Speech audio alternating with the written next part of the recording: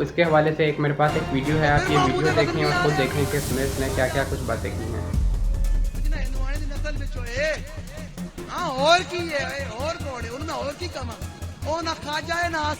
انہی باتوں کی وجہ سے لگتا تو یہی ہے کہ نون لیگ نے ان کے اوپر یہ بڑا دعویٰ بولا ہے.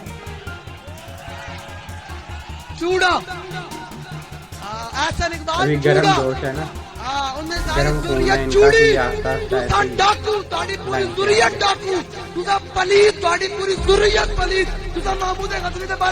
پہ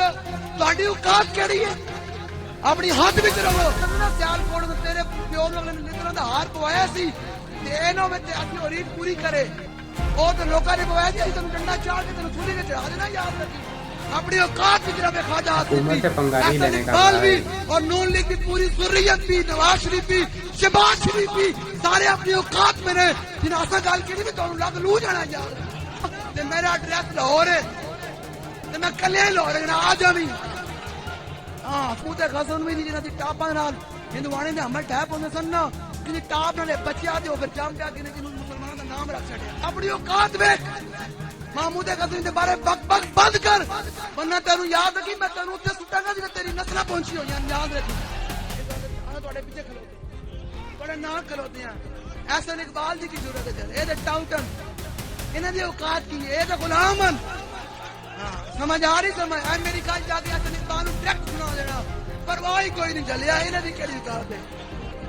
میں نے ساری باتیں اپنی ذمہ داری پر بالکل اپنی ذمہ داری. جی دوستو آپ نے ویڈیو دیکھی اور آپ کو اندازہ ہو گیا ہوگا بخوبی کہ انہوں نے جو نون لیگ کے حوالے سے جو باتیں کی ہیں اور جو بیانات دیے ہیں, میرا خیال ہے کہ یہی مین وجہ تھی ان کے اوپر اتنا بڑا جو کارروائی کی گئی ہے. ادروائز فلسطین کے حوالے سے اور یہ جو مارچ وغیرہ نکال رہے ہیں آئی ڈونٹ تھنک کہ اس کے حوالے سے ان کو کوئی کسی قسم کا کوئی ایشو ہوا ہوگا. یہ مین ریزن یہی ہے, اور یہ جو بدماشی اور یہ جو گرم جوشی دکھاتے ہیں نا, یہ ان کو الٹی پڑ جاتی ہے آ کے بعد میں. پھر سعد رضوی نے معافیاں مانگتا رہا.